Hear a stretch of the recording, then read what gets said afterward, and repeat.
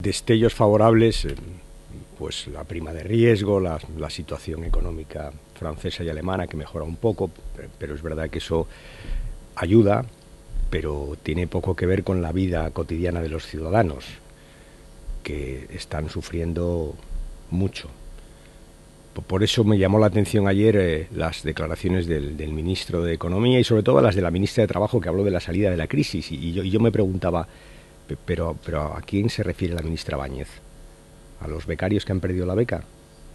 Para estos lo peor ha empezado ahora, o se refiere a los pensionistas a los que está pensando no actualizar las pensiones los próximos años. Para ellos lo peor de la crisis está todavía por llegar.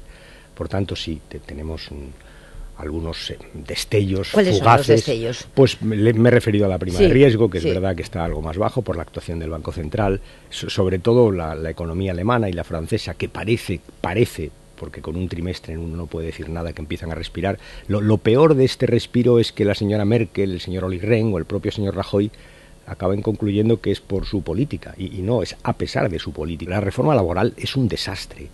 La reforma laboral significa que cuando hay recesión el despido es más barato y se despide más, y cuando se crea un empleo, se crea el empleo que hemos visto que se ha creado este verano, 12 horas por 500 euros sirviendo mesas, precariedad y falta de derechos. Por tanto, aprovecho para reiterar aquí una vez más en este programa, oiga, lo primero que haremos, cuando gobernemos, que será la próxima legislatura, es cargarnos esa reforma laboral que es nefasta para los derechos de los trabajadores y en conjunto para la economía española. Lo que hay que pedirle al gobierno es que busque acuerdos, que en materia de reforma de las pensiones son fundamentales.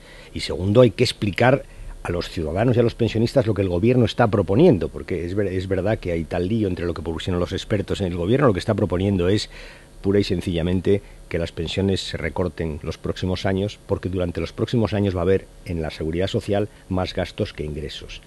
No utilicemos la crisis como coartada para hacer reformas que recortan derechos, que es lo que han hecho en educación, lo que han hecho en materia laboral, lo que han hecho en sanidad con la privatización. Y ya le digo una vez más, todo eso, todo lo vamos a revertir. Nosotros dijimos que con el gobierno no queríamos nada y no queremos nada, ¿no? Y menos después de lo que estamos sabiendo. Supongo que luego podremos hablar un poco de este asunto del señor Páez, que es llamativo, ¿no? Pero al mismo tiempo nosotros somos conscientes de que tenemos una crisis política de caballo, ¿no? Y que los ciudadanos están esperando que tomemos medidas contra la corrupción.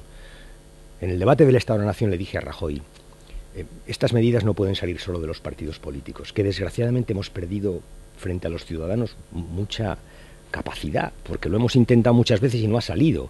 ¿Y por qué no hacemos una cosa que hacen otros países y que en parte hemos hecho en la ley de transparencia, que es en el Parlamento recibamos a aquella gente que estudia, que trabaja, que conoce esto, que son profesionales, académicos, y recojamos lo mejor de las propuestas que se están haciendo, de tal manera que la posición de los partidos sea una suma de lo que los partidos proponemos y lo que la sociedad nos está pidiendo a los partidos? Este asunto de la responsabilidad política, es verdad que a veces pagan justos por pecadores, y a veces ha habido gente que se ha marchado por algo que no tiene nada que ver y que luego se demostró que era falso, y esto todo hace que te cueste mucho, porque sabes que puedes cometer injusticias gravísimas que afectan a la vida profesional y al honor de las personas. Todo esto hace que el sentido de la justicia también, que los partidos, a mí, al menos en mi actitud cuenta, pues limite y te haga dudar, y en fin, son tantos los casos en los que se han cometido errores con gente que ha sido honesta y que al final se ha ido a la calle con una fama terrible que no puede levantar, que te hacen ser muchas veces dudar, ¿no? Pero dicho esto, admito con usted que este tema de la responsabilidad política es un tema pendiente, que además no tiene reglas exactas, ¿no?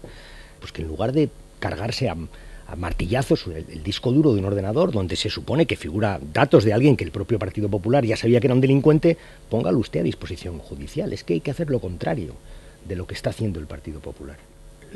Como afirmación de principio, esto del espionaje político me parece repugnante, y además no es la primera vez que aparece en la vida política española. Es verdad que con otros tintes. Segundo, el Partido Socialista de Cataluña da una explicación, supongo que hoy saldrán a dar otra. Y tercero, oiga, si hay responsabilidades, tienen que adoptar decisiones. Hay que ver primero qué ha pasado y segundo cómo está el proceso judicial. En fin, parto del principio de que me parece repugnante esto del espionaje político, repugnante, y que desde luego si se ha producido hay que actuar. Claro, pues no hay más remedio que concluir una vez más que esa contabilidad es cierta.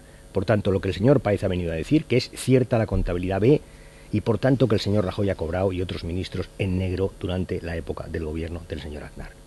y por tanto que ha mentido gravemente en el Parlamento. Esta es la declaración del señor Páez. Y a partir de ahí, pues usted decía con razón, oiga, si uno va a un tribunal y miente bajo juramento, tiene una pena que cumplir si es que se demuestra tal. Este es un tema. Pero si uno va al Parlamento y miente en un tema tan grave como este, lo que tiene que hacer es irse. Y este es el problema del bloqueo, que venimos meses diciéndolo. Primero le dijimos al señor Rajoy, no unas tu suerte al señor Bárcenas porque nos dará un susto cada día al conjunto de los españoles, porque él es el presidente del conjunto de los españoles, y así ha sido.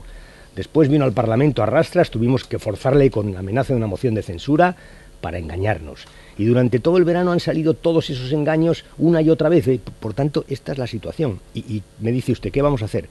Oiga, nos rechazan una detrás de otra las propuestas parlamentarias, pero ¿sabe que le digo que contra el vicio de rechazar la virtud de reiterar? Hoy mismo vamos a presentar una interpelación al presidente del Gobierno, que va a resolver estos temas formales que son inventos, ¿sabe? Que la mesa hace para no aceptarnos. Los vamos a resolver.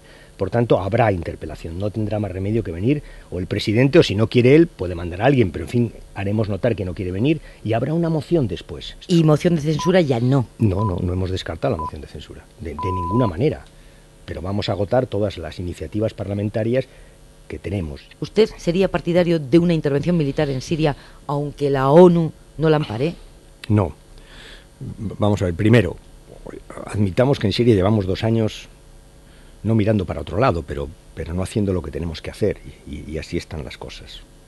Entonemos la llamada comunidad internacional, que como bien decía Iñaki Gabilondo, nadie sabe muy bien qué es, pero en fin, que lo ha hecho mal. Segundo, es evidente que no podemos dejar pasar el que este señor utilice armas químicas, que es sencillamente es un asesinato masivo contra su pueblo, contra inocentes. Por tanto, esto la comunidad internacional no puede mirar para otro lado y decir, no ha pasado nada. Sí, ha pasado. Ha pasado que ha utilizado armas químicas, que está en contra, por cierto, de todos los tratados internacionales. Algo hay que hacer.